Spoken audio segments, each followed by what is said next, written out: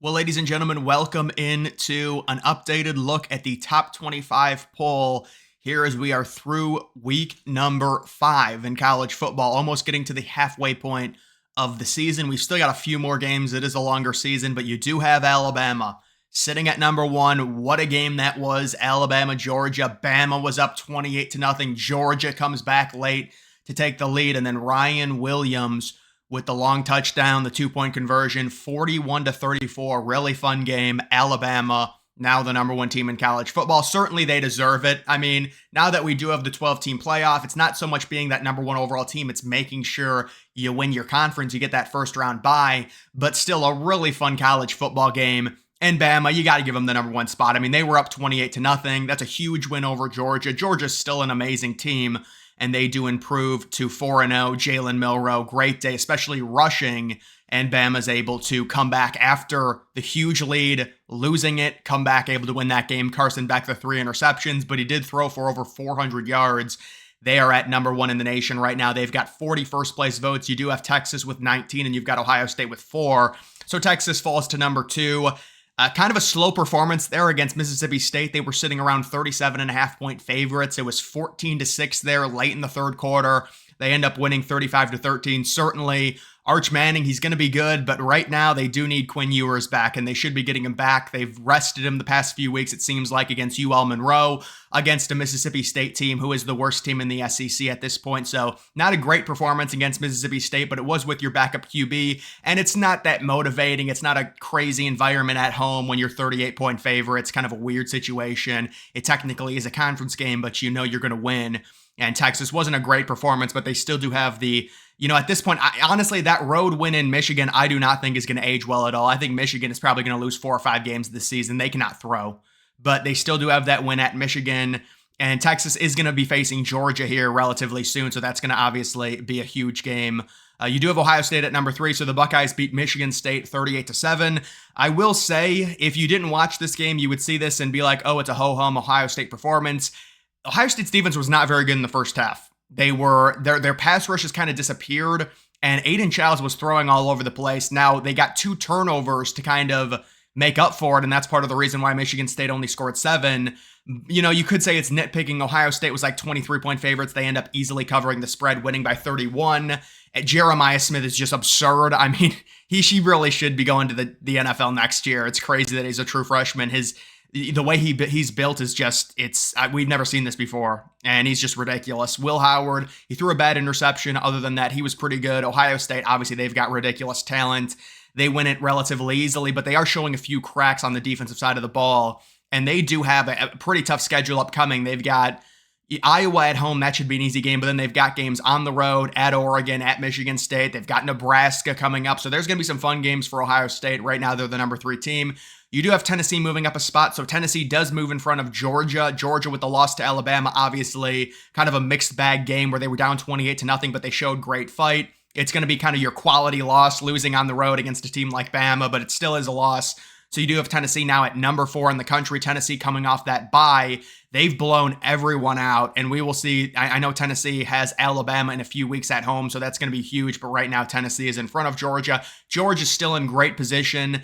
It's going to be interesting with the SEC because you do have Ohio State and Oregon from the Big Ten right now, and you've got kind of these 4 SEC teams, and so this is part of the reason why I think people are going to demand that they take away that rule that we have right now where every conference is equal, and one team from every conference gets a bye. Dude, that's ridiculous. Like, look at this. SEC, Big Ten, SEC, Big Ten, Big Ten. It's like the conferences are not even close to equal. How can you be giving the ACC and the Big 12, how can you be rewarding 2 teams just for winning conferences that aren't nearly as good? So people are going to be pissed about it, but imagine who's going to be fighting for that number 5 spot because you basically get like a bye. You got a home game against a group of 5 team. It could be Tennessee. It could be Alabama. It could be Texas. Obviously, you've also got Georgia there. You've got possibly Oregon and Ohio State, the loser of that game, fighting for the number 5 spot. And it's just going to be interesting to see how it works out. You do have Oregon. So Oregon kind of disappointed me. I don't think they ended up covering that spread. They were like 24-point favorites. They were going to cover it very easily. Right before the half, Dylan Gabriel threw a terrible pick six at the goal line. It was a 14-point swing. They were going to go in for a touchdown. And this was one of those games where it was kind of like irrelevant because it was on 11 o'clock Eastern. Everyone knew that Oregon was going to win. But they did move up 2 spots. So Oregon up 2 spots. Penn State also up 2 spots. They beat Illinois. This was a good performance for Penn State. It was the whiteout. It was at home, but they outgained Illinois by like 200 yards. Illinois couldn't do anything against Penn State's defense. It was a mismatch. And so Penn State, I knew Illinois was kind of a pretender. I think everyone did. They ended up not covering the spread. Penn State was 18-point favorites, but it was a relatively easy win. And in terms of yardage discrepancy, it was a pretty dominant performance by Penn State. Miami falls to number 8. Yeah, it does seem like they kind of rigged that game for Miami. The ACC desperately needed Miami to win this game. Imagine if they would have lost. They would probably fall to like 14 or 15, but that was not a good performance by Miami against a Virginia Tech team that really hung in there. They were winning most of that game. Miami came back late, and then Virginia Tech, it probably was not a completed Hail Mary, but if you call it on the field as completed, I'm not sure you could overturn that. It was impossible to tell where the ball was. I think everyone kind of felt that it was incompleted, and the ACC really needed Miami to win, so they were like, yeah, it's incompleted. And I believe it probably was incompleted, but if you call it on the field, a catch, you technically have to stick with that call. But Miami is 5-0. Cam Ward is still a Heisman contender. I don't think Missouri is a top 10 team, but here they are at number 9. I certainly don't think Michigan is a top 10 team. They cannot throw. They legitimately cannot throw the football. I think they'll probably lose 4 or 5 games. They beat Minnesota by 3 points. They were outgained by like 80 yards against them. Missouri and Michigan, to me, are both pretenders. USC at number 11. They end up having a really good second half against Wisconsin, winning that game relatively easily, covering the spread. Good for USC.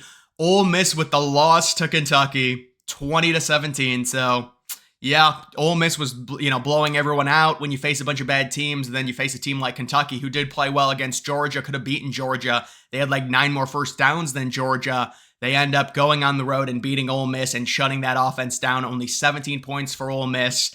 Not a good performance. LSU crushes South Alabama. They easily cover that spread. They are sitting at 4-1. They're up 1 spot. Notre Dame beats Louisville. Nice home win for them. They cover that 4.5-point spread. They are now at number 14. I think Notre Dame needs to win out if they want to make the playoff. They have to finish 11-1 because of how bad that loss is to Northern Illinois and the fact that they do not have a conference championship game.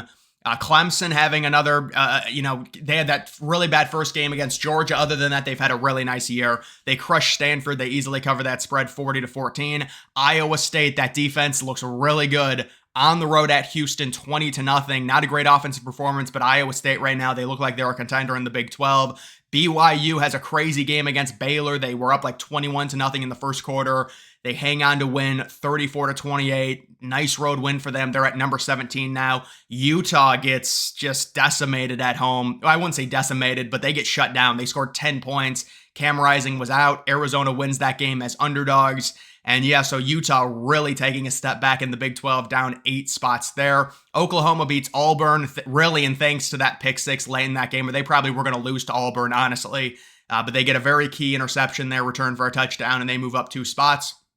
You do have Kansas State crushing Oklahoma State. Really good performance for them at home. They win that game 42-20, a 22-point victory. Very nice. That's a bounce-back performance after getting crushed by BYU. Boise stayed up 4 spots. Genty, the running back, just amazing. 240 yards.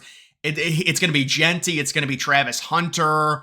Milroe is probably towards the top right now. It's going to be a very interesting Heisman race when you look at this. But yeah, Boise State, they're going to have some blowout wins. They've got Utah State next. That's going to be another easy win. They're the favorite right now, group of 5 team to make the playoff. There's no doubt about it. You do have Louisville down 7 spots. So yeah, that was expected. You lose to Notre Dame. Notre Dame pretty much controlled that game. They were going to drop pretty far. Indiana enters the fray. So Indiana, man, when you look at their overall FPI, they're like a top 20 team. They're blowing everyone out. They're averaging 510 yards of offense.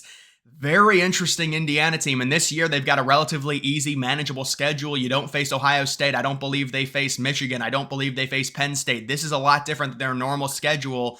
And it just coincides with them being very good this year, especially on offense. So congratulations to Indiana. Illinois is still ranked, believe it or not. They're down 5 spots.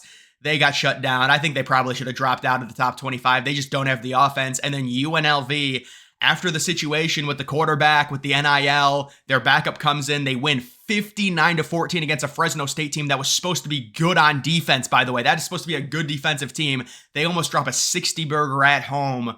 What a performance from UNLV. And then Arizona, I would not rank Arizona. They had their chance. I know they got a big win at Utah. How about Pittsburgh getting some hype? Pittsburgh possibly going to be a top. I think Nebraska should be ranked. I think technically you can't rank Nebraska over Illinois because Illinois beat them, but I think Nebraska's a better team than Illinois, even though they lost. Boston College, I wouldn't rank them. Iowa, I think Iowa's a solid team. I would have Iowa possibly fringe top 25, although they face Ohio State this week, so they would just fall off anyways.